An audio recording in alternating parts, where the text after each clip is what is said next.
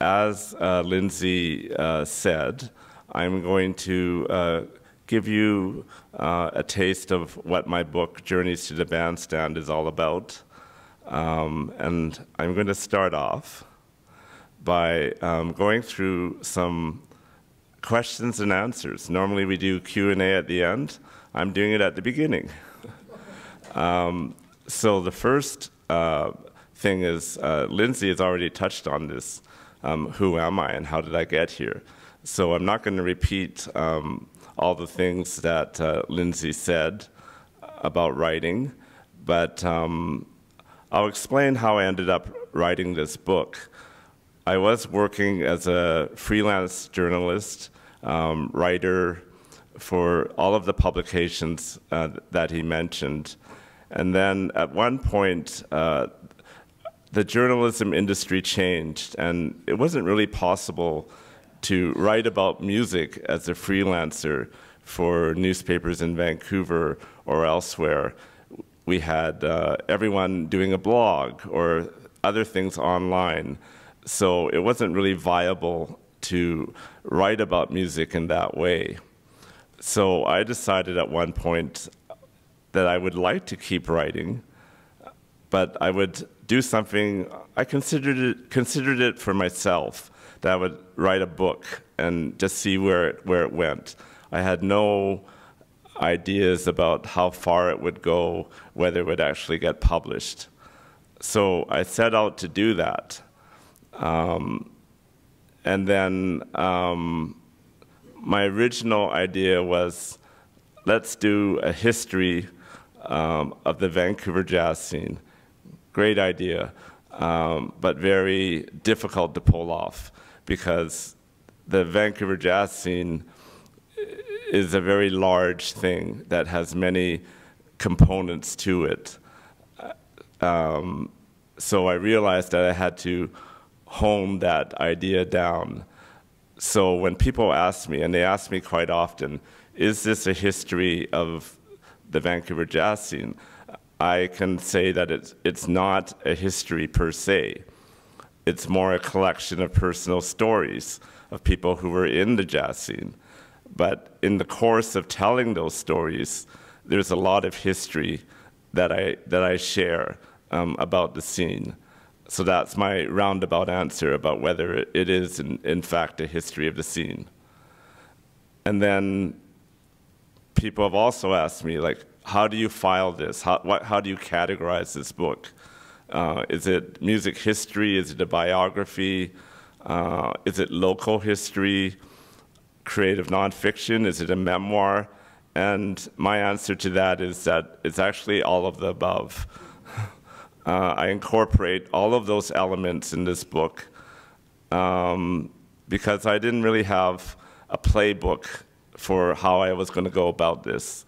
I did things the way that they come naturally to me, and I ended up incorporating a lot of elements of biography, oral history, social history. So it's a little bit of all of that. And then the next question is, regardless of what you call it, why was it important for me to document and share the book's stories? And I'm going to, I think, try to convey why it was important in this presentation. So I'm going to give you a few numbers. My original idea for this book was to write about 2 jazz clubs that were both named the Cellar. The first club was what I refer to as the original Cellar Jazz Club, and that was on a little street called Watson, which is just off of Broadway near Main and Kingsway. And then years later, there was another club that Corey Weeds started and owned, also called the Cellar. So I thought that would be a great idea. Let's do a history of 2 clubs named the Cellar. One problem, I found out that another writer was writing a book on the original Cellar and some other jazz clubs in Canada. So what do? how do I pivot? Because I didn't want to do the same thing that she was doing. Hers was more kind of an academic approach and recounting the history of that first jazz club. And what I realized is in the research that I had done, it was the personal stories of the musicians that really resonated with me. And what I wanted to do, instead of doing this straight history, was to devote each chapter to a different musician or a small group of musicians and tell their stories, their music, their lives. And so that's what I ended up doing. I focused on 30 different people, and they're covered in 25 chapters. I call it long form, which is a nice way of saying they're really long chapters with a lot of words in them. And it just turned out that way because I had a lot to say about them. I wanted it to be going well beyond the surface of who these people are, to convey their essence. So because I took that approach, it took a very long time to put this book together. The research and writing took more than 10 years. And I did want to give up at a few moments. But once I got so deep into it, there was nothing that was going to stop me from finishing this. I ended up doing more than 130 interviews in the Vancouver area, on Vancouver Island, and in the US. And those interviews are really at the heart of this book. The oral history that I was able to document from people, I think was invaluable in enabling me to write this book. And so in the end, the book is 605 pages. There are more than 140 photos, and the historians in the audience may enjoy this. There are more than 1,100 footnotes. Yeah, I went a little crazy on the footnotes. But I positioned them so they're at the end of the book, so they don't get in the way of your reading. So I want to kind of set the scene about the book and get to a central point of why music venues in this city and why musicians that performed in those venues, why they matter. And I thought about this question and how I could answer that. And I thought that this quote from a great trumpet player, composer, big band leader, and just a major figure in this city's music scene, Bobby Hales. He gave me this quote, so I'm just going to read it to you. If I was a jazz junkie, okay, he's talking about the original Cellar Jazz Club. If I was a jazz junkie, that's where I got my shot. Hanging out there and listening to people play and playing with people, that kept me alive and thinking, you're worth something. You know, you start playing these commercial gigs. You got to read, you got to play in tune, you got to show up on time, you got to wear certain clothes, and there's a ritual that goes along with that. You have to learn the routine. But there's nothing more satisfying than after a gig, going down to the cellar and hearing some live jazz players. You just came back to life again. I love that quote because it just captures the essence of what Bobby was feeling really in his heart about why he was attracted to this small subterranean jazz club that was not far from downtown, but in some ways miles away from the big supper clubs. It was a completely different scene, a different vibe, where musicians could feel at home with each other, and it just really gave them a purpose. So when I read something like this, that to me summed up the meaning and the importance of these classic venues that we had in our history and the musicians that played in them. So I'm going to give you a flavor of some of the different venues and musicians that I write about in this book. Now, the first venue was the original Cellar, and this is a picture that was taken at the entrance to the Cellar. And this picture was taken in the late 1950s. And in this picture, I'm not going to name everyone, but there are a few important people in the photo. There's a musician named Paul Bley. Paul Bley was a great jazz pianist, one of Canada's greatest jazz artists who became internationally renowned. And his wife, Carla Bley, who also became a very wonderful artist, jazz artist. They're in the middle of the photo. Now, over on the right side, the man in the back smiling, his name was Ken Hole. Ken Hole was a musician, a bass player, and an entrepreneur. And he was the person who found this place that would become the original Cellar.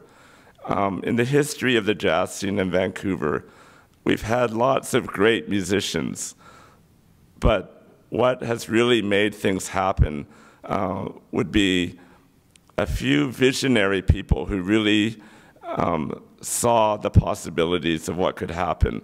So Ken was one of those people who decided, let's rent this basement and give the musicians a place to play. And then standing next to him at the far right, his name is Dave Quarin.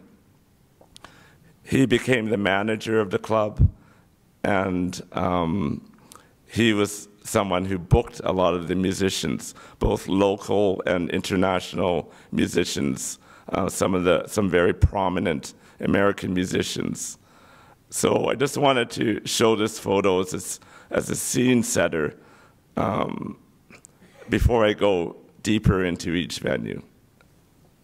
Now, the very first chapter of my book is about a trumpet player named John Dawe. Now, that was an interesting choice for me to focus on John. John was not technically the best trumpet player around. His sight reading was not great. Yeah, he wasn't what you would call a first call musician that would be playing all the gigs downtown. But he loved jazz, he had a passion for it. He lived the jazz life 24/7. And he really inspired me actually to write this book. And I spent a lot of time with him, and he was very generous in sharing the history. And in fact, he had created a blog that created a lot of awareness about this original Cellar, which was kind of a forgotten venue. And this club was run cooperatively by the musicians, and they had memberships. So that's the membership card that he had. And I've already mentioned Dave Quarin. This is a photo of him performing at the Cellar. And to the right is a musician named Jim Kilburn, who was a great guitarist. So now what I'd like to do is give you a sense of what type of music they played. And it was difficult to get recordings that they made in the 1950s or 60s. But one thing that happened a lot in those days is that they performed on CBC radio and TV.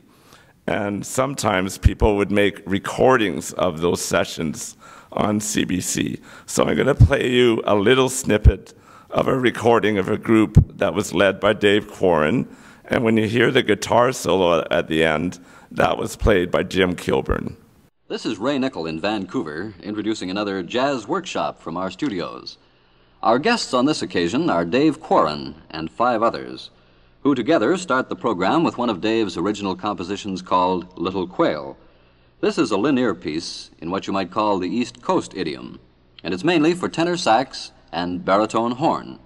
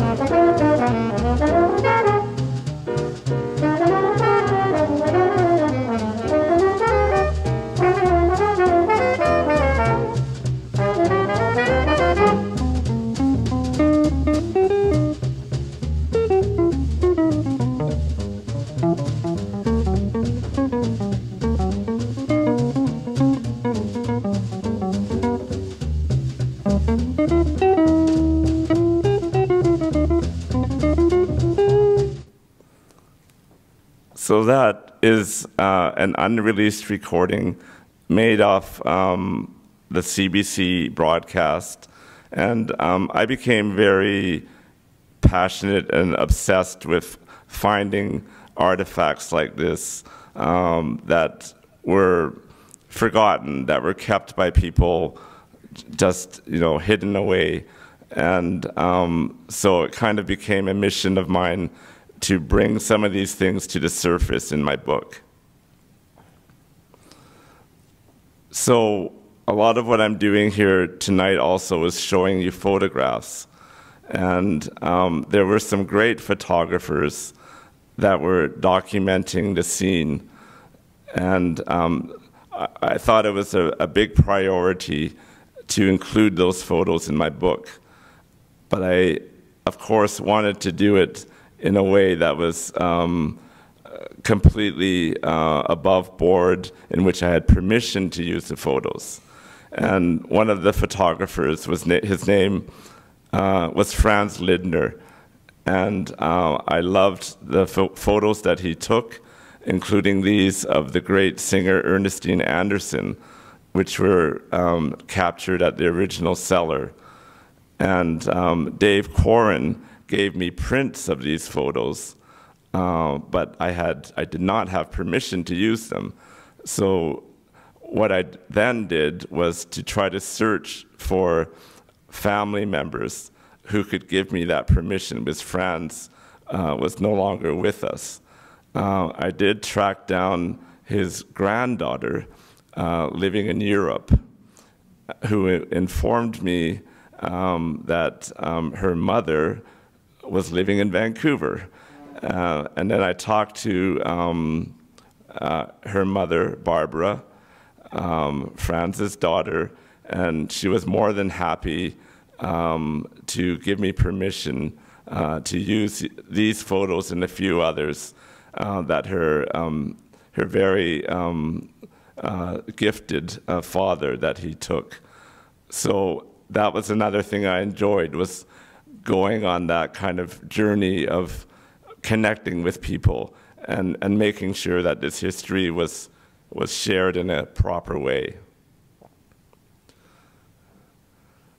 There were other artifacts that I came across. It was well known by people who attended the original Cellar that there was a painting that hung over the stairs when you entered into the Cellar. So this was a basement jazz club, and you had to go down these steep stairs. And there was this very striking painting. It was described to me that, you know, it was kind of a tortured soul that was depicted in the painting, but no one knew where it was. When the cellar closed in the early 1960s, people had no idea where the painting had gone. It was created by Frank Lewis. Frank eventually passed away. And until I talked to Dave Quarin, I was doing an interview with Dave, and he said, "Oh, well, my son has it." And so out I trekked to Maple Ridge, and I came face to face with this painting that so many people all the jazz fans who had gone down to the cellar had seen this painting. Now, another artifact is some music. Art Pepper was a great alto saxophonist who performed at the original cellar several times. And it was known that Dave Quarin had made recordings of performances that happened in the cellar. But again, no one knew where those recordings were for years. And when I finally got to interview Dave, which took a lot of doing, it took a number of years for him to trust me enough that he would cooperate with me for this book. And then I asked him about the recordings, and he told me that he had given them to someone to digitize them, and they had somehow ended up in Cuba, and they were lost forever.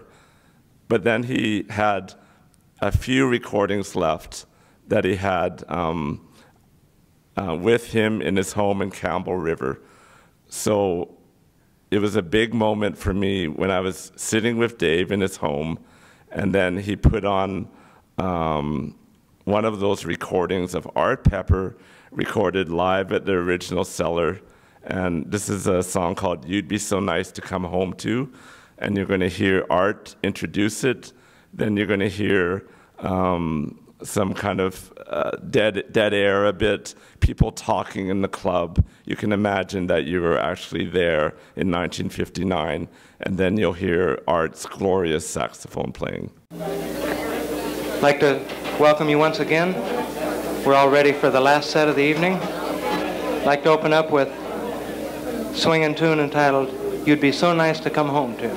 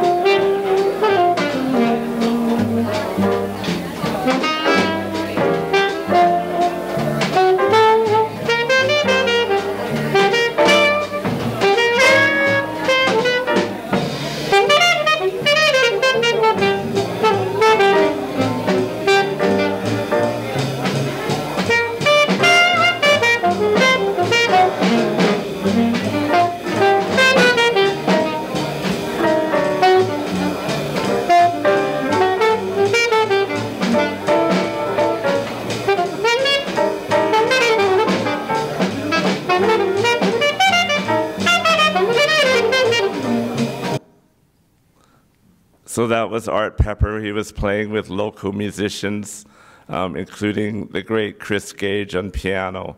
And that's unreleased music. And there's an addendum to this story.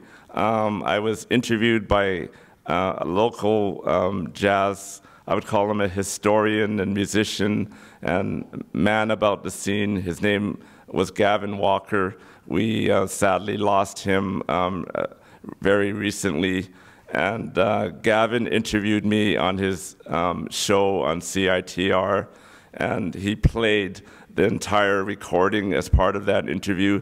And very soon, probably a day or so after that, Art Pepper's widow, Lori Pepper, heard that recording, heard the show, and said, "Where can I get my hands on this? This is fabulous. I'd love to release this." And one thing led to another, and there's going to be a 4-disc set of music that's coming out on Omnivore Records, a fairly large jazz label based in the States.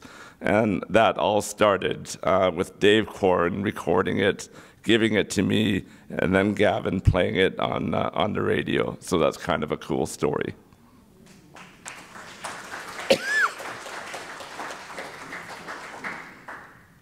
Okay, a bit more on the original Cellar. So it turned out that there was not just one jazz club there, but there were 3 clubs.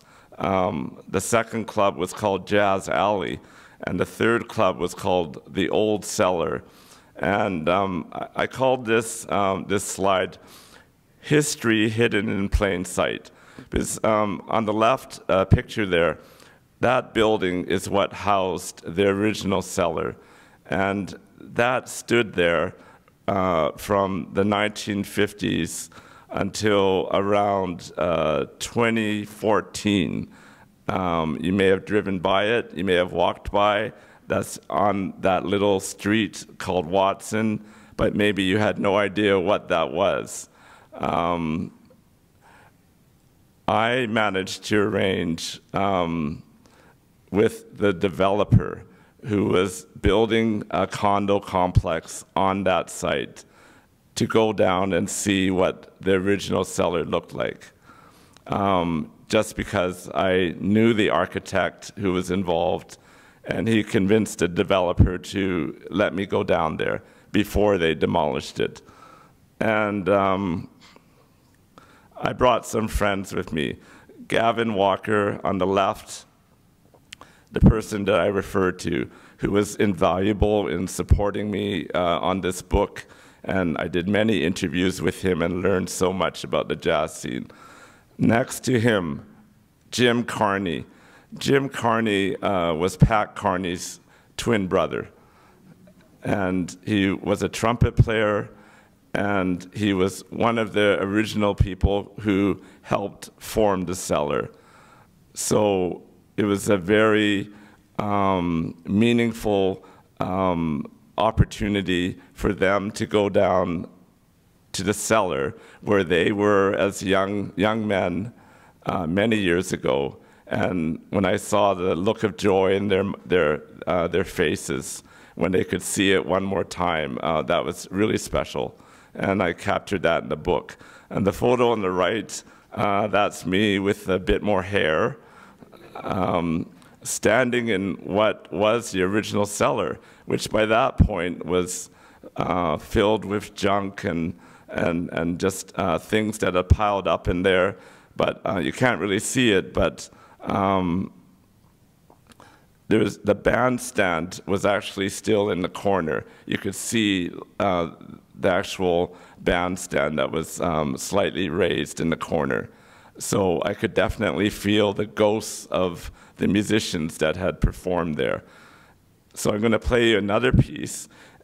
This is a big band piece. And so you just have to imagine a full big band in this place, which, you know, it's filled with all this garbage by this point. But at one point, this was a thriving club, and this big band performed in there.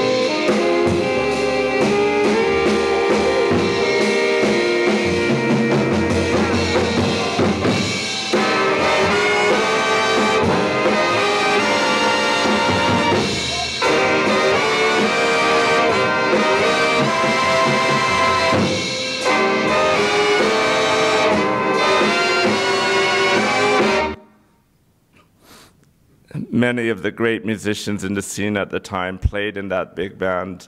There was a man named Arnie Tchaikovsky who was playing the high notes on the trumpet, Don Thompson, Dave Quarin, who I mentioned, Bobby Hales. I'm really glad that Sharman King is here tonight, because he played with all of these people. And so maybe this is bringing back a few memories for you. I just want to show you a comparison of what it looked like when I first noticed it and realized what it was. That photo on the left was taken around 2013, and then the photo on the bottom is when they demolished the building. I happened to know that it was happening, and I kind of stood there in what I would call a silent vigil for the great jazz club that was once there. And then the photo on the right is what it looks like now. And yeah, where's the plaque? There's nothing there that that indicates what was there, that there was this great gathering place, this place where Charles Mingus and many other people performed. So, you know, it'd be nice that if there could be some recognition of what was there. Another person I wrote about, his name was Ron Small. He was a singer, and he was also a club owner, and he did many things in his life. One of his first gigs in Vancouver was performing at the Smiling Buddha, and this is well before it became a punk palace. And he would be on these bills with, I guess, burlesque performers. And, you know, he was at the bottom of the bill there, Ronnie Small, singing sensation. But he moved on from there. He ran a club on Davie Street called the River Queen, where some major jazz artists, including Rossan, Roland Kirk, Cannonball Adderley, and others performed. And then he wasn't done yet. In that space where the original cellar was, he ran a club with his wife, Shirley, that was called the Old Cellar. And amazingly, some of the first artists that he had booked in there were Herbie Hancock and Ornette Coleman. And that's what he looked like at the bottom, performing years later at Corey Weed's Cellar Jazz Club. And another person that it was really meaningful for me to write about this man, Bob Murphy. He's one of the finest jazz pianists in Vancouver and Canada. The chapter looks at his whole career that started at age 14 and continued until he passed away in 2015 at the age of 70. And I'm going to read an excerpt from the book, which, like I said, this chapter means a lot to me because of the artistry that he achieved. And this excerpt, it mentions a number of the venues that he played in and that were important in Vancouver's jazz scene. It's a bit of a long excerpt, so please bear with me. And here we go. In senior high at McGee Secondary, he played trumpet in a school band until the ineffectual music teacher kicked him out of music class. I was part of a group that was fairly disenchanted with what was going on, said Murphy. One day, I finally expressed it in a way that upset him. His mom arranged for Murphy to change schools for grade 12, transferring him to Prince of Wales Secondary, which had a better music program and where she was a teacher. PW was also where Murphy met Bob Turner, a budding bass player who would become a close pal and key musical co-conspirator. Turner said he bonded with Murphy because they shared a love for jazz, and both were bored with the status quo. They fantasized about moving to Toronto to attend Oscar Peterson's Advanced School of Contemporary Music together. Oscar Peterson at that point was the role model for us, to be replaced shortly afterwards by Bill Evans, said Turner. They didn't fulfill that dream.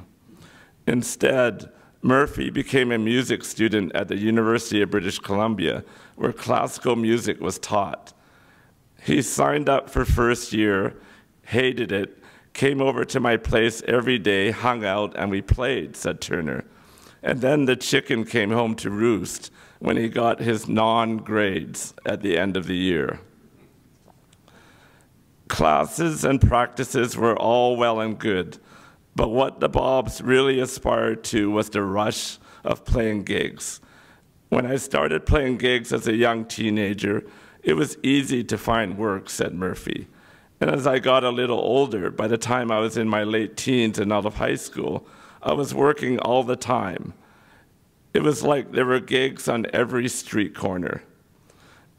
At the corner of Main and Kiefer in Chinatown, Murphy played at the New Delhi Cabaret, where one night the whole band dropped acid before playing Sophisticated Lady for a stripper's routine. Murphy could see his hands moving on the organ, but otherwise lost all sensory perception. Aside from that hallucinatory experience, he played rock, R&B, country, jazz, and other genres at weddings, dances, bowling banquets. Yes, that was a thing. Bar mitzvahs and other functions. I loved it, he said of that time. When not playing, Murphy relished listening to live jazz at the original Cellar, the Black Spot, Java Jazz, Flat 5, and other Vancouver venues. When I first started going to these places, I was a teenager, and it was a big thrill for me, he said. It all seemed exotic to walk into a place like that, see a bunch of musicians playing, and drink coffee and smoke cigarettes. Vancouver supper clubs were important sources of gigs for jazz musicians. For those with the sight-reading skills to back name artists after minimal or no rehearsal, the clubs were a steady source of income. Murphy landed a plum gig as the pianist and organist in the Izzy's Supper Club house band, led then by trumpeter Bobby Harriott. Typically, they played 4 sets a night, 2 dance sets and 2 show sets with the featured performers. Between Izzy's and shows Murphy played at the Cave, he shared the stage with stars like Chuck Berry and Dusty Springfield. Some shows were more demanding than others. One night at Izzy's, the pianist and vibraphonist Lionel Hampton's quintet was delayed in transit, so Murphy filled in on short notice. Every night was a blast, in large part because the musicians on the bandstand were larger-than-life characters with wicked humor. They were a pretty crazy bunch, said Murphy. It was a party every night, drinking and yahooing. For all the good times, Murphy's memory of Vancouver's club in the 60s and 70s was unvarnished and clear-eyed. In those days, all the clubs were always filled with smoke, and whether they served alcohol or not, there was always alcohol in there. If they didn't serve alcohol, people brought it in and kept it under the table. Drinking was a different thing in those days. Drinking and driving was a different thing in those days. Back then, if they emptied the ashtrays and swept the floor, the place was tidy. If we walked into a club from that era nowadays, we'd probably turn around and run out. The Cave and Izzy's were just dumps, but they were tarted up to not look like dumps. That was Bob's opinion on the clubs. And I'm just going to skip ahead to the last paragraph here. Murphy absorbed wisdom from outstanding teachers. In his late teens, he studied jazz piano with Lloyd Abrams, a local teaching legend. Later, he took lessons with the masterful multi-instrumentalist Don Thompson. Perhaps if Murphy had emerged a decade or two later, he would have studied in a college or university jazz program, but he never took that route. Murphy developed an individual style on his own, the hard way, practicing alone, playing in smaller jazz-focused clubs, listening to and learning from other musicians, experimenting and reflecting on his purpose in music and life. Another person that I wrote about was Al Neal, who was a very important figure in Vancouver, especially more in the avant-garde circles, but he also started as a bebop pianist at the Cellar. And on the right there is a poster from a festival that was called the Trips Festival that he performed in with some of the main bands in the counterculture at the time. And this jazz venue was also very important. And the picture on the right of the man sitting in that venue, the classical joint, Hugh Fraser, another person that I wrote extensively about in this book, and was a very important figure in the scene. So what I'd like to do now is focus on one specific block in Vancouver. And this also became a bit of an obsession of mine to understand what was going on this one part of Vancouver on the west side. So this is a photo of Broadway and Alma from 1951. And what I realized in my research is that somehow there were quite a few music venues that sprouted up over the years in this 1.5 blocks in Vancouver. So I mapped it out to see what are the different venues that showed up in this area. Some of the more important ones. There was a place called the Alma Academy on the corner of Broadway and Alma. That was a ballroom, a classic ballroom. And they had dances and all kinds of events. And a lot of the jazz musicians in town played gigs there. And they went on to perform at the original Cellar and other places. Over in the middle of the block, there was a club called the Flat Five, another important venue where Charles Mingus performed, and local greats like Eleanor Collins. And then that was replaced by another venue in the same location called the Blue Horn. And then years later, Corey Weeds started his Cellar Jazz Club just a few doors down. And then there were some other clubs in the area. Some of these clubs were more folk music clubs. But it was interesting to me that all of these venues were in one place, and no one had really connected that before. And I'm not sure if it was just happenstance or coincidence that they all ended up here. But it was fascinating to me that there was a lot of music heard here over the years. Here's a picture from the Alma Academy. I referred earlier to Ken Hole. Ken Hole was the man in the middle holding the bass, and many of these musicians performed at the Cellar. Now, here's another story that I stumbled upon. There was a theater on the corner of Broadway and Alma, And it was, I would say, mainly a movie theater that showed films over the years that started in the 1920s. But then it sat empty for quite a few years, unused, until a man came along. His name is Tommy Chong. And Tommy and another Tommy, they decided to open a club in that theater, and they called it the Blues Palace. And again, a lot of jazz musicians played in this place, which wasn't open that long. And the biggest show that they had there was Ike and Tina Turner. So right there at Alma and Broadway, they performed. And this poster, whoever made this poster, somehow got it wrong and called it the Blues Place. And it was closed because the city was concerned about what they called noise and rowdyism that was associated with the performances that were happening there.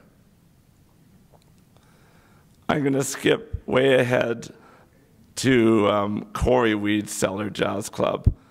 This opened in 2000, and Corey is a rare individual, someone who has been driven to both play music and perform music. That's what it looked like on the outside.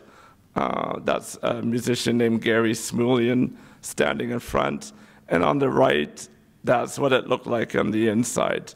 That was a night when a great organ player named Joey DiFrancesco was performing.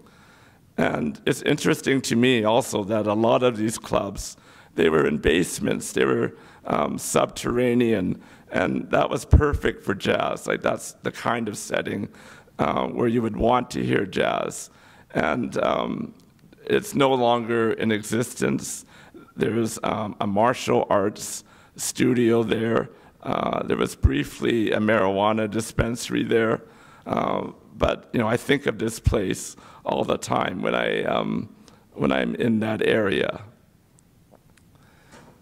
And one of the great artists that performed there was George Coleman, a tenor saxophonist.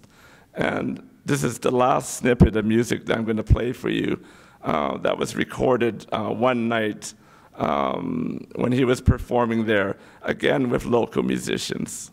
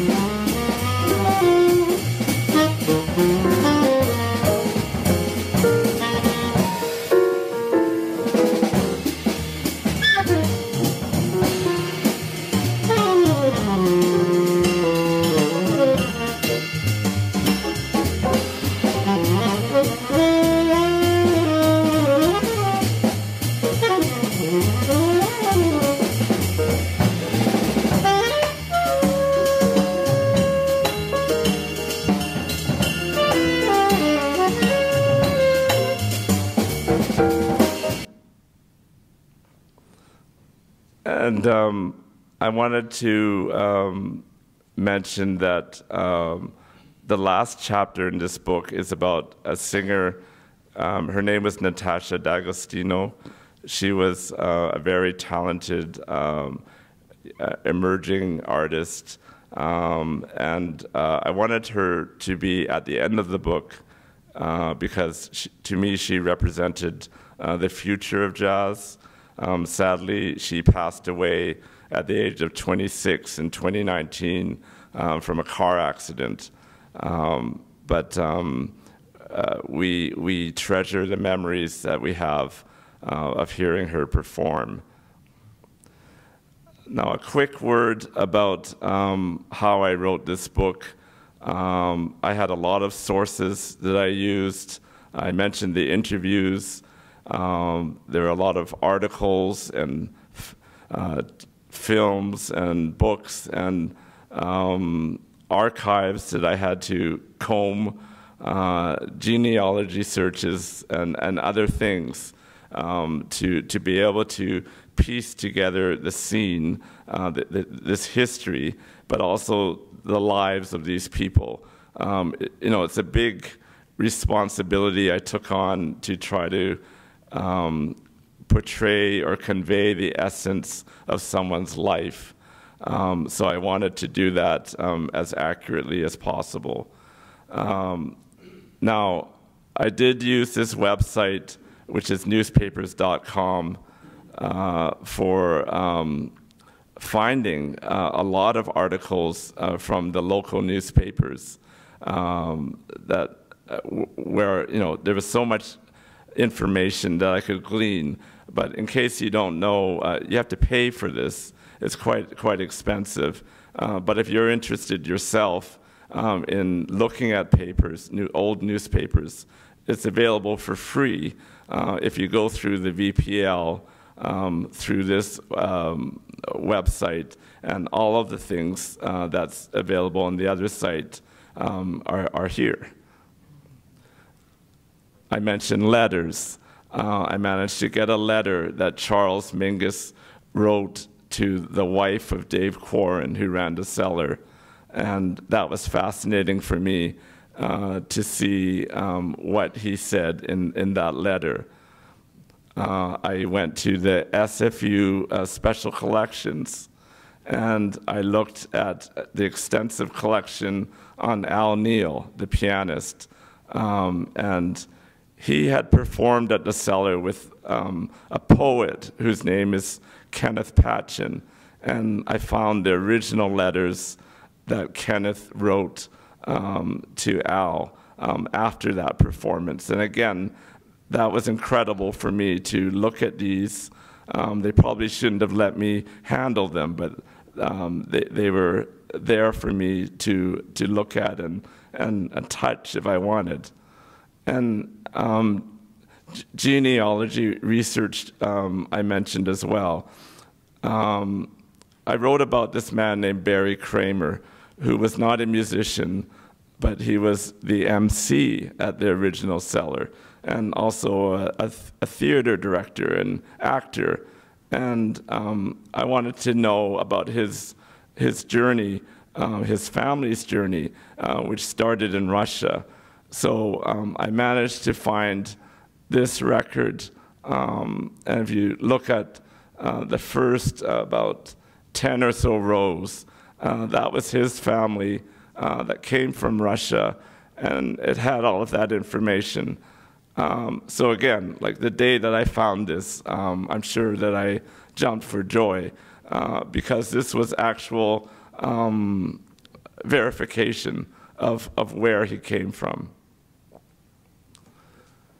Okay, so believe it or not, I am working on a volume 2 of Journeys to the Bandstand. So why another book? Well, I mean, I've been telling people it's because I'm a bit of a masochist. Because like, who would want to go through all of that work again? But I feel that there are many more stories to tell, and there's much more personal history and civic history to share. So it's going to be the same deep dive format, but with a whole new cast of characters and venues. There's a place that was on Hastings Street called the Harlem Nocturne that a man named Ernie King wrote. I'm going to be writing about Ernie and the Harlem Nocturne, and I had another one of these very special moments where I received his autobiography that he wrote and that was never published, talking about the history of the Harlem Nocturne. So I'm excited about writing about that and some of the other clubs that I mentioned here. And my goal is to finish this in far less than a decade. And yeah, I sometimes thought about old Sisyphus rolling that rock up the hill and then having the rock fall down all the time. I felt like that when I was writing this book. So my goal is to not feel like that and to actually enjoy the journey for this second book. And while I do that, I'm going to be out hearing music at places like Tyrant Studios, which is a club that's in a very historic place. Someone who's spoken here, Aaron Chapman, has written about the Penthouse, and this is now one of the great jazz clubs in Vancouver right now. So thank you for listening to my talk. Sorry about my voice. I think I'm losing it, but I managed to get through it. Do we have time for a couple questions? Yes?